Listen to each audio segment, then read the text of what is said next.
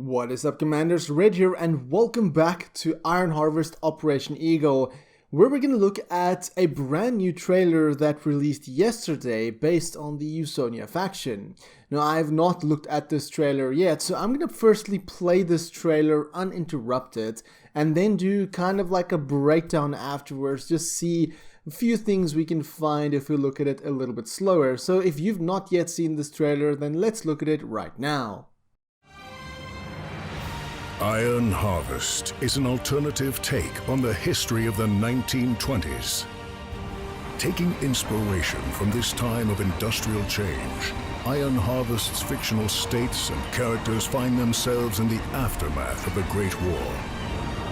Huge diesel-fueled machines, invented to serve humanity, only lifted warfare to another level, and mankind had to realize that the war that was supposed to end all wars ended nothing.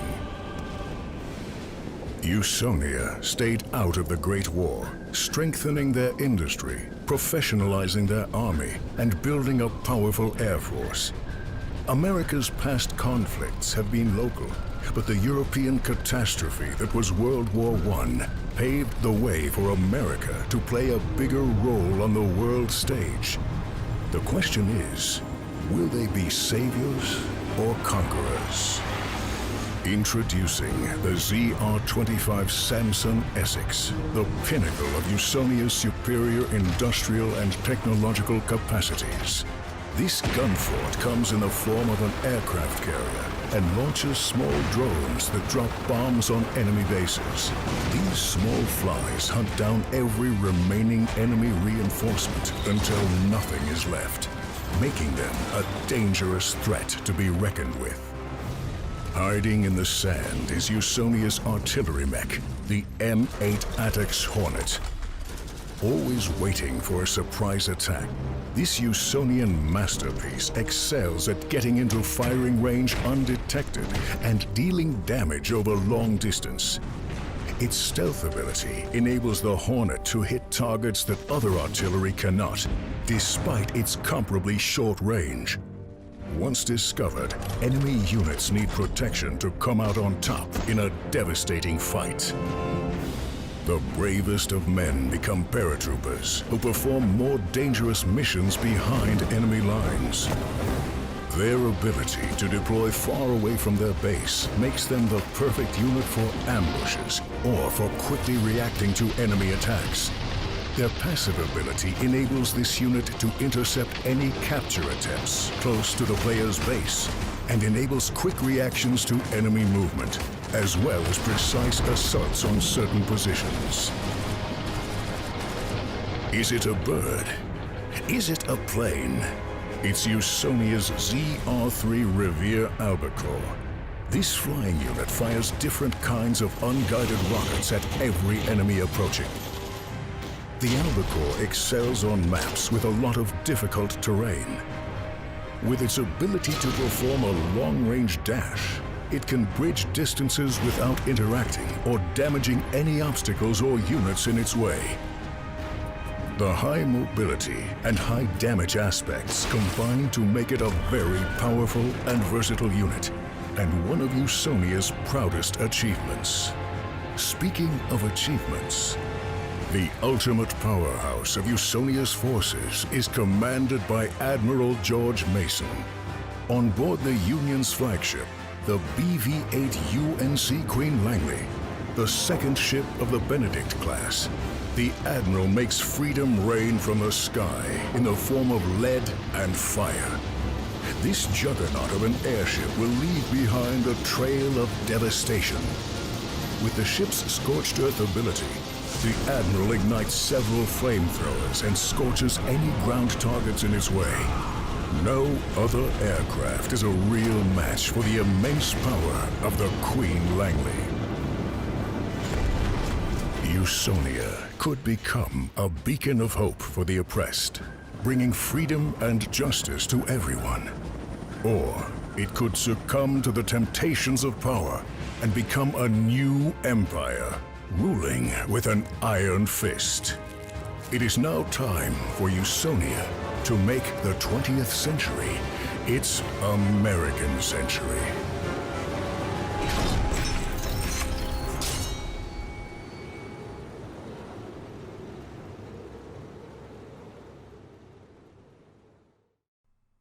Oh my god, that was an incredible trailer. That showed so many units and so many things of abilities. There's so much to take away from that trailer. Okay, so first, okay. Let me just calm down for a bit. And the first thing we can look at is, of course, the trailer starts out with a train at a station. This doesn't really look like a American train or anything like that. Probably part of a campaign mission of the start. I don't really see anything that indicates America, but we're greeted with this massive airship right away that just looks so damn epic. Like the detail on this is just really hats off to the modelers and the animators of this game, because for a strategy game there's a lot of detail. But what I'm curious about of these models is how they look when they get destroyed, when they explode. Like, are they gonna just break into pieces, or are they gonna crash down to the ground and then you can get the resources? I'm really curious on that. But then we're treated to this battlefield. I don't really see any new units here. We've seen those units before. Nothing new specifically, although here we can see some of the USONIA units. Yes, definitely some USONIA units. You can see the mech right in the center there is a brand new mech, I believe, one of the USONIA mechs. This is probably one of the campaign missions that you play. It looks like they're fighting either Polania or Roosevelt mechs. I believe that's not really sure. It's hard to see in between all that fire, but you can see this mech right here uses fire, and one of the airships also uses fire. So it does seem like USONIA is going to use a lot of fire in their arsenal, like in their mechs. So, you know, I'm really curious how some of the weapons of the other. I mean, we're going to see. I'm going to look at that artillery in a second that goes invisible. So, you know, and then here is some Saxonia tanks, I believe, some mechs using, I don't really see what they're fighting, but here you can see one of the airships, definitely USONIA faction airship because of that flag at the back there. I don't really see, at the bottom is no UI, so you can't really see the units that they're controlling, but it does seem like they are capturing maybe a oil point, or maybe, maybe that's a new building, maybe that's one of the USONIA buildings. I'm not entirely sure, but yeah, there you can see what happens if an airship gets. I'm just gonna go back a little bit. You can see it blows into little pieces, and you can see the pieces fall off from it as it explodes. So most likely it's gonna break into pieces, and then you can harvest that for resources instantly. And then here is the Roosevelt units that we've seen before. Nothing particularly new in this area. Probably a mission that you have to hold a certain point over a bridge. And then we go into a scene where we see the USONIA flag with, of course, the name USONIA, which is an American faction.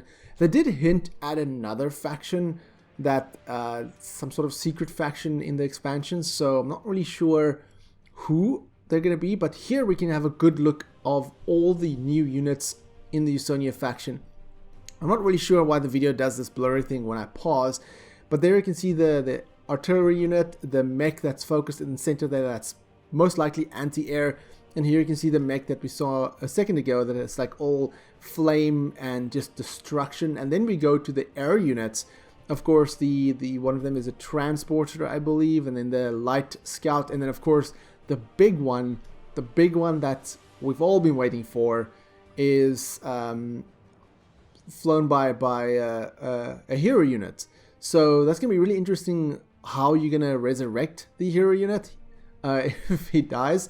And here I was quite impressed seeing this, because first when it opened I was like, are these like little helicopters? And there you can see it's like a helicopter with a bomb. So if you build a couple of these, they can just seemingly take out a base like nothing, because you can see there the helicopters essentially equip themselves with new bombs. They go back to the ship, It goes in, it goes out, and then it gets new bombs, and you can just bomb the hell out of a certain area. You can see there, if you there's 3 of them, and you can just see how they're completely destroying the enemy units. They don't stand a chance. So I do feel that the USONIA faction is a little bit overpowering from this trailer, especially this unit.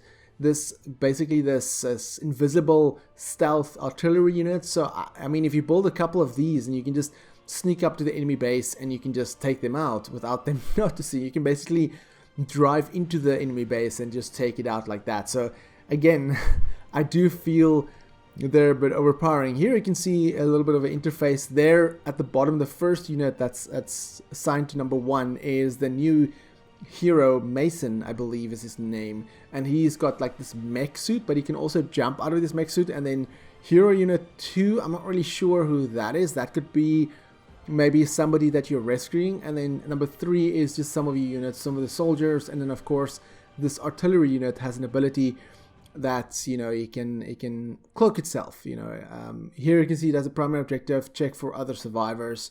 So you must most likely just get some survivors together. But yeah, like I said, this unit is looks a bit overpowered. It looks really epic, but it looks a bit overpowering. And here's probably a mission where you have to take out the anti-air cannons before your air defenses drop or your air units come in. Here again, we have a look at Mason, the new hero, the protagonist of the new campaign.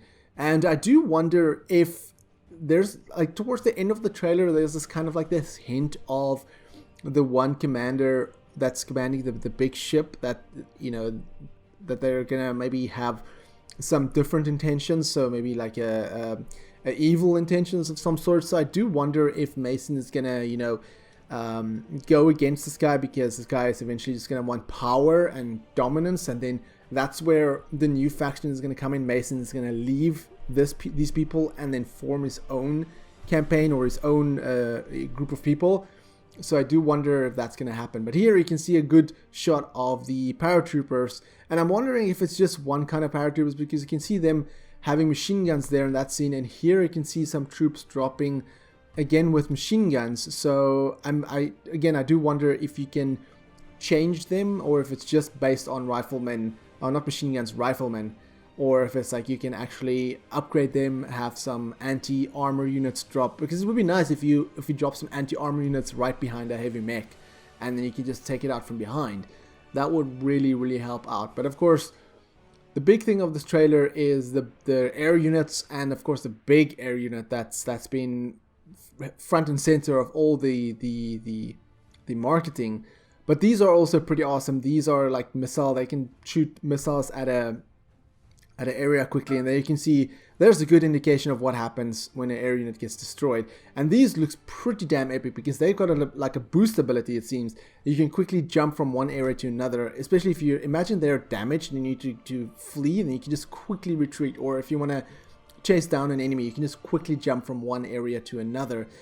And here again you can see I do believe that's either the Polania or I think that's the Polania air units fighting against USONIA. I'm not entirely sure, I'll have to double check that one. But there you can see the air unit just blows up and then falls down. But here you can see really a good indication of how detailed. Again, hats off to the modelers of this game. And here you can see our hero units at the bottom, and here's the new captain that is also a hero unit that's commanding the ship. But you can just see that he looks like kind of menacing and evil, like he has like this ulterior motive, because he's commanding this big airship. And again, I'm wondering how you're gonna resurrect this. Like, if he falls in battle, how are you gonna revive him? Like, how's that gonna work? But yeah, he's got like all sorts of weapons, and not only he's got machine guns, but he's got flamethrowers as well. There you can see he is just destroying the units below. And if there's that, just look at that. It's just it actually makes me so excited to see this, makes me so happy to see this.